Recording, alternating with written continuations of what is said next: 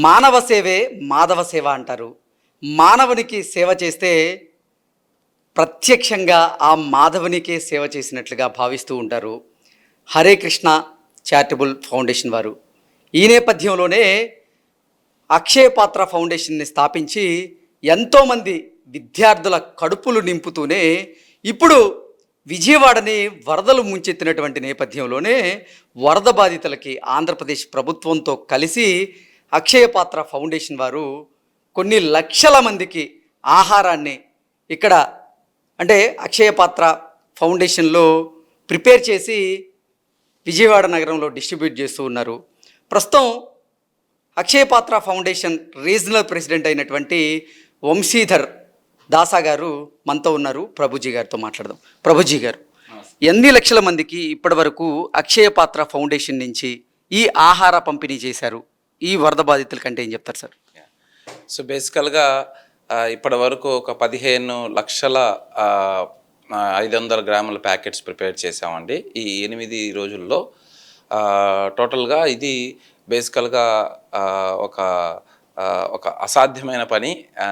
బేసికల్గా మన మంత్రివర్యులు నారాయణ గారు, మరి ముఖ్యమంత్రి వర్యులు నారా చంద్రబాబు నాయుడు గారి యొక్క పిలుపు మేరకు ఇది మేము చేయాలని, ఈ క్లిష్ట పరిస్థితిలో మనం ఇట్లాంటి ఇన్ఫ్రాస్ట్రక్చర్ ఉంది మనం చేయాలని చెప్పేసి మనం చేస్తున్నాము. బేసికల్గా ఈ ఫీడింగ్ అంతా Hare Krishna movement charitable foundation అనేది ఆంధ్రప్రదేశ్ వారు ఇది అనుబంధ సంస్థ అనమాట. అక్షయ పాత్ర యొక్క అనుబంధ సంస్థ ద్వారా మనమే అన్నా క్యాంటీన్స్ కూడా రీసెంట్గా చేస్తుంది. దానిలో మేము చక్కగా చేస్తున్నామని చూసి ఈ యొక్క బరువైన బాధ్యత మాకు అప్పగిచ్చారు.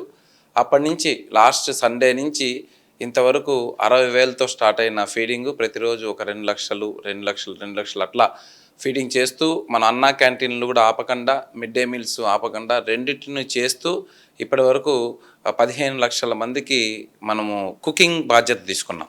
మనం చేసేది ఏంటంటే మనం కుకింగ్ చేస్తాము, ఫీడింగ్ చేసేది మటుకు గవర్నమెంట్ అఫీషియల్స్, కమిషనర్స్ వాళ్ళ ద్వారా ఇది ఫీడింగ్ జరుగుతుంది. సో అందరు కలిసి ఒక ఎన్జిఓ, ఒక గవర్నమెంటు, అదేవిధంగా దాతలు అందరు కలిసి చేస్తున్నారు కాబట్టి ఇది సాధ్యమవుతుందండి. ఓకే, వరద బాధితులకి ఎటువంటి ఆహారాన్ని పంపిణీ చేస్తున్నారు ప్రభుజీ? అంటే మేము బ్రేక్ఫాస్ట్లో ఉప్మా చేస్తున్నాము, పొంగల్ చేస్తున్నాము. లంచ్లో పెరుగన్నం ఒకటి, టమాటా రైసు లేదా సాంబార్ రైసు. డిన్నర్లో వెజిటబుల్ పలావు, సాంబార్ రైసు లేకపోతే టొమాటో రైసు. ఇట్లా మూడు కాంబినేషన్స్లో అది ఏది మనకి వీలైతే అది చేసి పంపిస్తున్నామండి. ఓకే, డొక్కా సీతమ్మ మధ్యాహ్న బడి పథకం కింద కూడా ఎంతోమంది విద్యార్థులకి ఈ అక్షయ పాత్ర ఫౌండేషన్ వారే కడుపు నింపుతూ ఉన్నారు. ఏంటి ఆ మెనూ ఎలా ఉంది గురుగారు? సో అది మిడ్ డే మీల్స్ అంటారండి, మధ్యాహ్న భోజనం.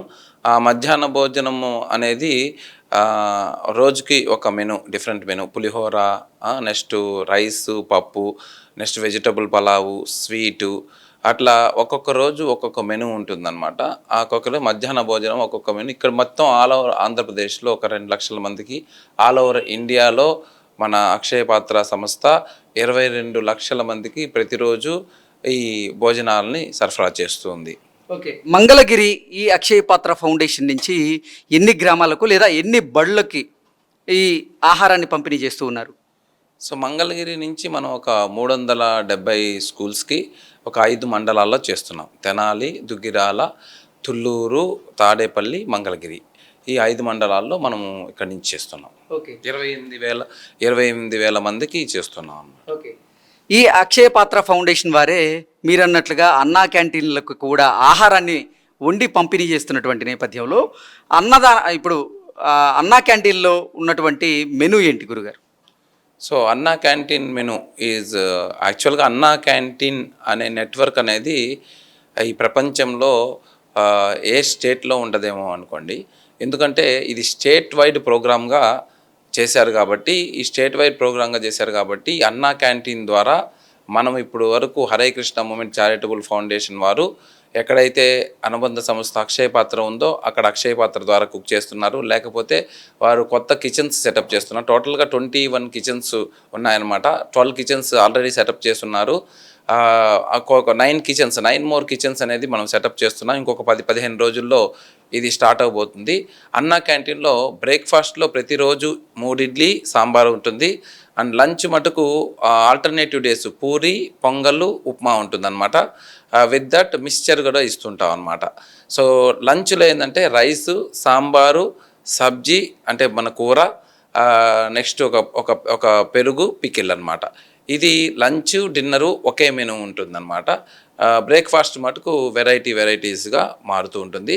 వీక్లో డిన్నర్లో ఒకసారి ఒక స్పెషల్ రైస్, వెజిటబుల్ పలావ్ కానీ, టొమాటో రైస్ కానీ ఇచ్చి దాంతోపాటు ఒక స్వీట్ ఇస్తున్నాము, దాంతోపాటు ఒక కర్రీ ఇస్తున్నాం అనమాట.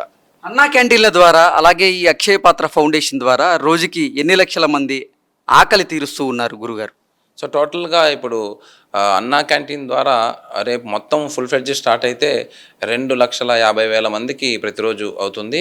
సో అక్షయ పాత్ర ద్వారా మనం ఒక 2 లక్షల మంది టోటల్గా ఆల్మోస్ట్ ఒక 4 to 5 lakh పీపుల్కి మనం చేస్తున్నాం ప్రతిరోజు. ఇప్పుడు ఈ అక్షయ పాత్ర ఫౌండేషన్లో ఈ కిచెన్లో రోజుకి ఎన్ని లక్షల మందికి ఆహారం వండి పంపిణీ చేయగలం గురుగారు? ఇక్కడ అక్షయ పాత్ర ఈ కిచెన్లో ఒక 2 గంటలకి మనము ఒక 1.5 అవర్కి మనము ఒక 65,000 మందికి చేయగలుగుతాము. అంటే టోటల్గా ఒక 4 అవర్స్కి మనం 1,00,000 మందికి చేయగలుగుతాం అనమాట. ఈ సైకిల్స్ మనం కంటిన్యూ చేస్తూ ఉండొచ్చు, మధ్యలో ఒక బ్రేక్ చేస్తుండొచ్చు. టోటల్గా మనం కరెక్ట్గా ప్లాన్ చేసుకుంటే, మనకి ప్రాపర్గా ప్లాన్ చేసుకుంటే మనం ఒక 5 లక్షల నుంచి 6 లక్షల మందికి ఒక రోజులోనే కుక్ చేయవచ్చు. ఓకే, అది మనం చూసుకున్నాం కదా. ఈ అక్షయ పాత్ర ఫౌండేషన్ ద్వారా రోజుకి కనీసం 4 నుంచి 5 లక్షల మంది అన్నార్తుల ఆకలి బాధలను తీర్చచ్చు అంటూ కూడా ప్రభుజీ గారు మనకు తెలియజేస్తారు. ప్రభుజీ, వరద బాధితుల కోసం మొత్తం ఎంత అమౌంట్, అంటే ఎంత క్వాలిటీ, ఎంత క్వాంటిటీలో ఈ ఆహారాన్ని కుక్ చేశారు ప్రభుజీ ఇప్పటి వరకు? సో ఇప్పటి వరకు మనం ఆల్మోస్ట్ ఒక 830 టన్నుల రైస్ ఐటమ్స్ చేసామండి. ప్రతిరోజు 830 టన్నుల రైస్ ఐటమ్స్ చేసాము. నెక్స్ట్ ఒక 100 టన్నుల వెజిటబుల్స్, ఒక 50 టన్నుల దాల్స్, ఒక 10 టన్నుల ఆయిల్స్ యూస్ చేసి ఇవన్నీ చేయటం జరిగింది. ఓకే ప్రభుజీ, అసలు కిచెన్ ప్రాసెస్ ఏంటి? యాక్చువల్గా మన కిచెన్ చూసారంటే ఇది మీకు కిచెన్ లాగా అనిపించదు. ఫస్ట్ ఇదేదో 5 స్టార్ హోటల్ ఉన్నట్టుంటుంది, 5 స్టార్ ప్లేస్ ఉన్నట్టుంటుంది. మీరు ఇప్పుడు ఇంతమందికి చేస్తున్నాం కాబట్టి మీరు కొంత అక్కడ అవి వాటర్ సాగ్నెట్ చూస్తున్నారు. లేకపోతే మన కిచెన్ ISO 22,000 కిచెను. ఈ కిచెన్లో 2 కంట్రోల్ పాయింట్స్ ఉంటాయన్నమాట. CCP అంటారు. ఫస్ట్ ఏంటంటే ఇన్పుట్ వచ్చిన దాన్ని క్లోరినేషన్ యూస్ చేసి ఒక QSPs అంటారు, క్వాలిటీ స్టోర్డ్ ప్రొసీజర్ యూస్ చేసి ఆ ప్రొసీజర్ డిఫైన్ చేసిన ప్రొసీజర్ ప్రకారము మనం చేస్తాం అనమాట. ఒక వెజిటబుల్ మన దగ్గరికి వస్తే ఆ వెజిటబుల్ అనేది 3 స్టేజెస్లో మనం వాష్ చేస్తాం. ఫస్ట్ దానిలో ఉండే మట్టి తీసేస్తాం. సెకండ్ దాన్ని క్లోరినేషన్ 50 ppm క్లోరినేషన్ 5 minutes ఉంచుతాం. దానివల్ల బ్యాక్టీరియా అంతా చచ్చిపోతుంది. తర్వాత మళ్ళీ ఏదైనా క్లోరిన్ రెసిడ్యూస్ ఉంటే దాన్ని మంచి నీటిలో కడిగి తర్వాత కుక్ చేస్తాం. అంత స్టాండర్డ్ ఫాలో అవుతాం. మీరు చూసుంటారు, ఇప్పుడు మనం ప్రొడక్షన్కి వెళ్ళాలి అంటే ఒక హైజెనిక్ స్టేషన్ అని ఉందన్నమాట. ఈ హైజెనిక్ స్టేషన్లో 4 steps తీసుకుంటే తప్పితే అది ఓపెన్ కాదు. మెట్రోలో ఎట్లయితే మీరు కాయనేస్తే తప్పితే ఓపెన్ కాదో, అదేవిధంగా ఇది కూడా ఓపెన్ కాదు. ఏంది 4 steps అంటే చేతులు కడుక్కోవటం, కాళ్ళు కడుక్కోవటం, నెక్స్ట్ చేతులు శానిటైజ్ చేసుకోవటం, డ్రై చేసుకోవటం, శానిటైజ్ చేసుకోవటం, అది అయితే తప్పితే లోపలికి వెళ్ళలేం అనమాట. అంత శుభ్రతతో మనము ఈ కిచెన్ని మెయింటైన్ చేస్తున్నాం అనమాట. సో దీని procedure from the beginning to end మనకి రా మెటీరియల్ నుంచి కుక్ చేసేంతవరకు 2 CCPs ఉన్నాయని చెప్పాను. ఒక CCP ఏంటంటే మనం ఇన్పుట్, ఇంకొక CCP ఏంటంటే అవుట్పుట్ అనేది 65 degrees టెంపరేచర్ పైన అయితే బ్యాక్టీరియల్ గ్రోత్ ఉండదు. కాబట్టి 65 degrees కాకుండా 90 degrees కొంచెం 30-40% ఎక్స్ట్రా పెట్టి 90 degreesలో మన మినిమం 90 degreesలో కుకింగ్ అనేది అన్లోడ్ అవుతుంది. కుకింగ్ మనం చేసేది ఎంత ఎత్తున్నా ఆల్మోస్ట్ 100-120 degrees ఉన్నా 90 degrees మినిమం కుకింగ్ జరగాలి. దానివల్ల మనకి ఉంటుంది. అంతేకాకుండా మన వెజల్స్ కూడా చూసామంటే ఇన్సులేటెడ్ వెజల్స్. దీనిలో ఆల్మోస్ట్ మీరు ఏది పుట్టినా కూడా ఒక 12 hours to 14 hours అనేది వేడి అనేది తగ్గదనమాట. 65 degrees నుంచి తగ్గదనమాట. సో అట్లా మనం స్టాండర్డ్ మెయింటైన్ చేసి అందరికీ ట్రైన్ చేసి, ఇక్కడ ఉండే వాళ్ళందరికీ ఎవరు వచ్చినా కూడా వాళ్ళకి ఒక 2 months 3 months ట్రైన్ చేసి పంపిస్తాము. అంతేకాకుండా మన ఇండ్లలో చూసామంటే ఒక రైస్ తీసుకున్నామంటే దాన్ని తీసి పైకి వేయటం ఇది చాలా కష్టం కాబట్టి రోజుకు ఒక 4 టన్నులు 5 టన్నులు రైస్ చేస్తున్నాం కాబట్టి ఇప్పుడు ఈ వరద బాధితుల సమయంలో మేము రోజుకి ఆల్మోస్ట్ ఒక 100 టన్స్ రైస్ కుక్ చేయాల్సి వచ్చింది. 90 to 100 టన్స్ కుక్ చేయాల్సి వచ్చింది. ఇదంతా పైకి తీసుకోబోయి మళ్ళీ అది చాలా కష్టమైన విషయం కాబట్టి మేము గ్రావిటేషనల్ టెక్నాలజీ యూస్ చేస్తాము. దానివల్ల ఏంటంటే అన్ని ఇంగ్రీడియంట్స్ అంతా లిఫ్ట్ల ద్వారా సైలోస్ ద్వారా పైకి వెళ్ళిపోయి అక్కడ ప్రీ ప్రాసెసింగ్ యూనిట్లో మనం వాషింగ్ చేసి అక్కడి నుంచి స్టెయిన్లెస్ స్టీల్ డక్ట్స్ ద్వారా మన కౌల్డ్రన్స్ అంటే ఏంటంటే పెద్ద పెద్ద గంగాలాలు చూస్తుంటారు మీరు, ఆ పెద్ద పెద్ద గంగాలాలు పడతాయి. ఆ గంగాలలో 3 వెరైటీస్ ఉన్నాయి. ఒకటి రైస్ కుక్ చేసుకోవడానికి, రైస్ 100 కేజీల రైస్ని మనం 10 నిమిషాల్లో కుక్ చేసేస్తాం అనమాట. 100 కేజీలు అనేది 270 కేజీలు రైస్గా వస్తుంది అనమాట. అదేవిధంగా సాంబారు 1200 లీటర్లు ఒక 6500 మందికి ఉపయోగపడుతుంది అనమాట ఒక్కసారి కుక్ చేస్తే. అదేవిధంగా 3000 లీటర్ల సాంబార్ ఉంది, అది 15000 మందికి వస్తుంది అనమాట. టోటల్ కెపాసిటీ చూసుకున్నా అంటే ఒక్కసారి 1.5 అవర్లో మనము ఈజీగా ఒక 65,000 మందికి కుక్ చేసేయచ్చు. కానీ యాజ్ పర్ ది స్టాండర్డ్ 80% మనం తీసుకోవాలి కాబట్టి ఒక 2 గంటల 50,000 మందికి 4 గంటల్లో 1,00,000 మందికి కుక్ చేసే కెపాసిటీ ఈ కిచెన్కి ఉంది. ఈ కిచెన్ అనేది డిజాస్టర్ రికవరీ ఉపయోగించి కూడా చేసామన్నమాట. ఏదైనా డిజాస్టర్స్ వస్తే మనం ఫాస్ట్గా ఎట్లా కుక్ చేయొచ్చు, ఏ టెక్నాలజీ యూస్ చేస్తే ఫాస్ట్ కుక్ చేసి మనం చేయొచ్చు అనే టెక్నాలజీ కూడా యూస్ చేసాం. అది ఇప్పుడు ప్రూవ్ అయిందనమాట. ఇప్పుడు మనం ఆల్మోస్ట్ ప్రతిరోజు ఒక 2 లక్షల మందికి 2.5 లక్షల మందికి ఒకవేళ అన్నా canteens mid day meals consider చేసుకుంటే ఆల్మోస్ట్ ఒక 3.5-4 లక్షల మందికి కుక్ చేసాం ప్రతిరోజు ఇక్కడ. ఓకే, ఈ కిచెన్కి పెద్ద ఎత్తున స్టీమ్ అవసరం. ఈ స్టీమ్ ప్రాసెస్ ఏంటి గురుగారు? ఈ స్టీమ్ ఎక్కడి నుంచి వస్తుంది? ఇది స్ట్రీమ్లో 2 రకాలు ఉంటాయండి, డ్రై స్టీమ్, వెట్ స్టీము. ఇది మనది డ్రై స్టీమ్ అనమాట.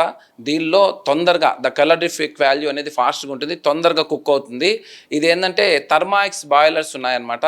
దానిలో మనకి 2 టన్ బాయిలరు, 1 టన్ బాయిలర్, 2 బాయిలర్స్ ఉన్నాయన్నమాట.